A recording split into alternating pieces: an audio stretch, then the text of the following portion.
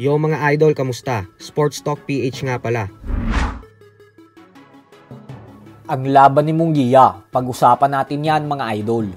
Ngunit bago ang lahat ay huwag kakalimutang mag-subscribe at i-click ang notification bell button for more sports talk. So naiwang dismayado nga po ang lahat ng Mexican fans sa loob ng venue matapos masilat ng kanilang pambato na si Mexican knockout artist Jaime Munguia sa naging laban nito kanina lamang sa mismong baluarte niya sa bansang Mexico. Nagsagawa lang po kasi sana ng isang activity fight si Munguia bago magtapos ang taon na ito habang niluluto ang bigating mega showdown niya kontra sa kapwa niya knockout artist na si former world title challenger Edgar Berlanga para sana sa susunod na taon. Kaya naman dahil dyan ay pinadayo nila ang undefeated French fighter na si Bruno Sorace sa Mexico para labanan si Munguia. Sa unang tingin sa record ni Sorace ay hindi ka matatakot sa kamao nito dahil bagamat may undefeated record itong 25 wins ay 4 lang dito ang knockout. Pero laking gulat nga po ng lahat dahil pinabagsak nito si Munguia sa round 6 ng kanilang laban kanina matapos sumapol ang solidong suntok sa panga ng Meksikano. Dahil dito ay talagang lumapiga sa sahig ng lona si Munguia at nawala sa sarili nang dahil sa sobrang hilo. Hindi na din ito nakayang makabangon sa 10 bilang ng referee.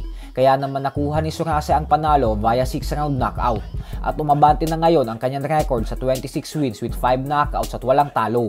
Habang si Munguia naman ay natikman ang pangalawang talo niya sa kanyang buong professional boxing career. At ang masakla pa dito ay lahat ng talo niya ay nanggaling sa loob lamang ng taon na ito. Hindi pa po natin ngayon alam kung ano na ang sunod na hakbang ang gagawin ni Munguia. Pero apektado po talaga ang mega showdown niya kay Berlanga nang dahil sa hindi inaasahang pagkatalo na ito.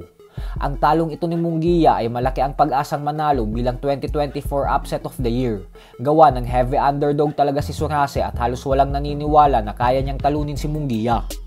Sa kabilang banda naman mga idol ay ayon nga po sa article na inilabas ng Philstar Global ay sinabi daw po ng ating pambato na si former WBC Featherweight World Champion Mark Magnifico Magsayo na kahit sino umano sa mga kampiyon sa 130-pound Super Featherweight Division ay handa niyang labanan anumang oras. Sa kasalukuyan po ay number 3 si Magsayo sa WBC and WBO Super Featherweight World Rankings, number 4 sa WBA at number 5 naman sa IBF.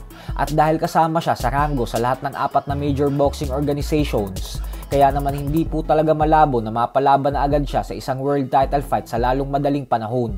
Subalit matapos nga pong manalo ni Magsayo kanina via second round knockout kontra kay Brian Mercado, ay sinabi po ni Magnifico na susubukan nilang labanan ang current WBC Super Featherweight World Champion o Shaki Foster. Kung atin pong matatandaan ay si Foster po ang tumalo sa isa sa mga tumalo kay Magsayo na si Rey Vargas.